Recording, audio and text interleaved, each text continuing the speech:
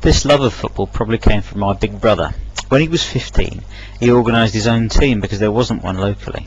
They didn't have a kit, so they all brought their own shirts and called themselves the Caterham Harlequins. They were rubbish to begin with, but gradually got better, and he played for the county eventually. He took me along every week. Sometimes this was so that I could clear the snails out of the holes in the ground before they put the posts in. Sometimes it was so I could have a shandy and a packet of crisps from the pub afterwards. He also took me to watch Palace play. By rights, this should have been the start of a glorious love affair. Me with my own mates, Palace with their celebrity fans, big ground, sexy football, clever manager, FA Cup runs, rising stars and trendy kit. For some reason though, we didn't hit it off. Maybe it was the people talking like that. Maybe it was the ugly old Holmesdale end. Maybe I was a bit suspicious of Terry Venables. I was right there, wasn't I? No, instead, I liked some of the away teams, particularly Stoke. They had red and white stripes. I liked Signal toothpaste. They had rock-hard defenders who knocked the wind out of the southern softies who played for Palace. I liked rock cakes. They had Garth Crooks. No, really, they had Garth Crooks. He might be a knob now, but he was bloody brilliant then. And he was called Garth, not Gareth or Graham or Gerard. Garth! How cool was that?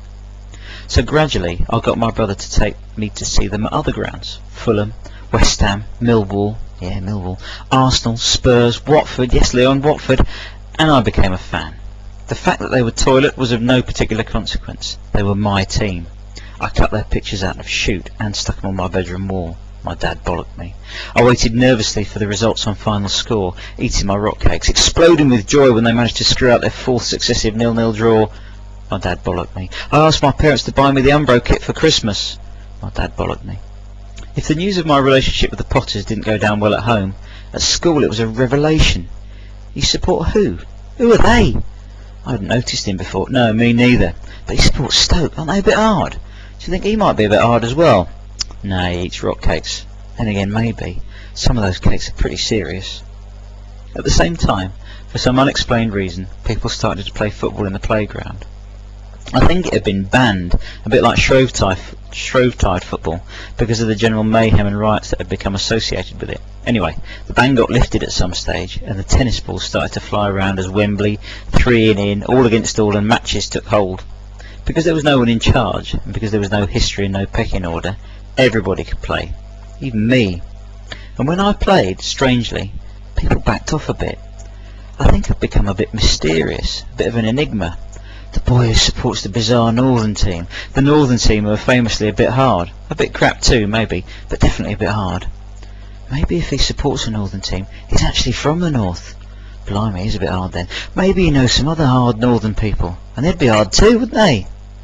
Gradually, I learned to play up to this, pretending to have a violent temper, shouting loudly during matches, shoulder charging bigger people, headbutting doors, eating rock cakes at break and lunchtime, that kind of thing. And soon my identity was complete. Inside, I was a slightly studious, shy, rather nerdy, slightly overweight knob. Outside, I was the dangerous Stokey. He seems alright, but you don't want to mess with him. Oh no.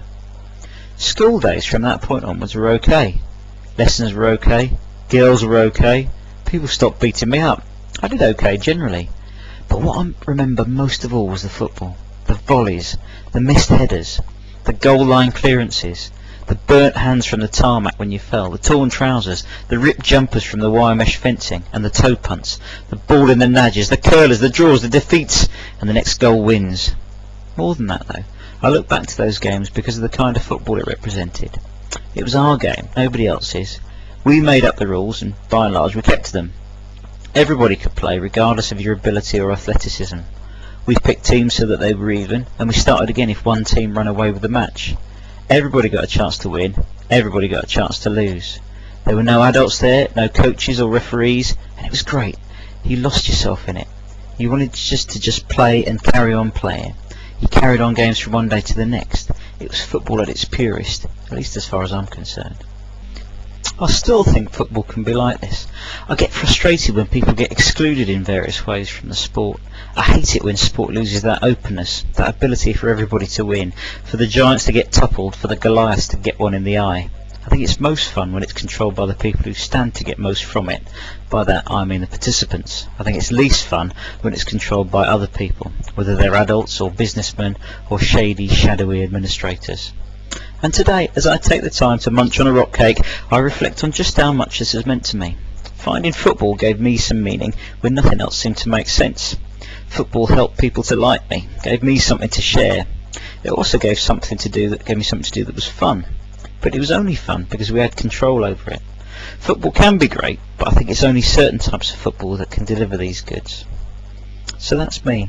But I do still wonder from time to time about Garth. What did ever happen to him?